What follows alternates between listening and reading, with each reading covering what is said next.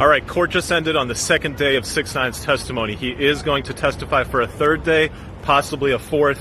He's been going for 2 days and the cross-examination hasn't even started yet. Today's testimony covered the kidnapping. Kidnapping is a criminal allegation that is actually on trial. It's not something that somebody has already pled guilty to.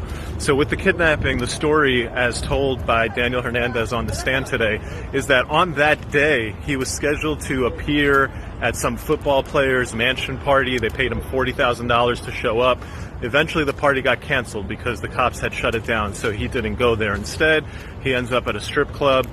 After the strip club, he's back at his house editing Fifi. Fifi, the music video, was supposed to drop the next day. So around 4 a.m., there's one last bit of editing that he needs help with, and he can't do it on his own. He tries to get his friend Andrew on the phone. Andrew's not picking up, so he tells his driver, let's go to Andrew's place. You know where he lives. As they're rolling out, they pull up at a red light not far from his house, and they get hit from behind. When they get hit from behind, the driver says, stay in the car. I'm going to go take care of this. I'll let these guys go.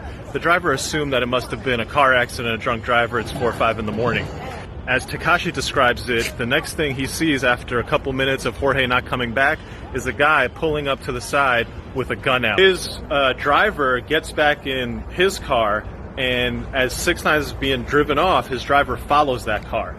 At one point, a couple blocks later, one of the guys who's allegedly kidnapped 6ix9ine jumps out of the car, has a gun on him, and basically runs at the driver, convincing the driver to turn around and stop following them. They keep going, and they pull over at a stop. They take him out of the car, 6ix9ine, and they basically beat him.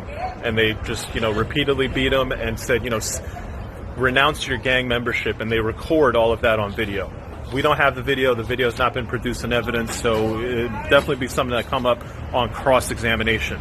After that, they stop again, and what 6ix9ine described is they basically started bargaining for his life, that we won't kill you right now if you give us something. What are you going to give me? And 6ix9ine says he first offered $100,000 in cash when the bank opens in a few hours. They said, no, what do you have on you right now? So they agreed that he'd go back to his house, get his jewelry, and he would give it to them. Interestingly, he described how he stored his jewelry. He had like 3 chains, 4 rings, a couple bracelets, a couple watches, all iced out. He would just take it off at the end of the day. His driver would wrap it in bounty paper towels, and they would just put it in a book bag and leave it at his place. Kind of crazy.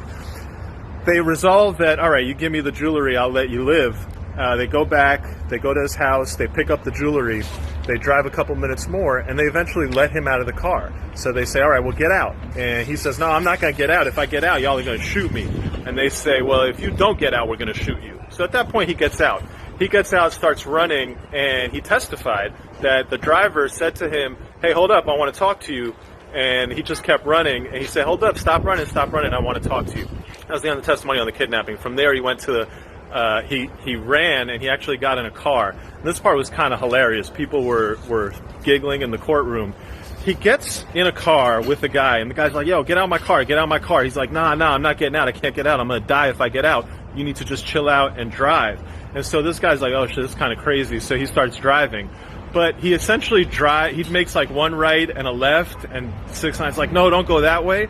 And they end up driving directly to where the kidnapper's car had stopped and let him out. And so they're right there, and 6ix9ine's like, yo, I can't believe you made that right. Why you do that? No, just don't make any noise. And they're sitting behind the alleged kidnapper's car. Eventually, the car in front of them goes forward. They pull off, make a left. He gets dropped off at a police precinct.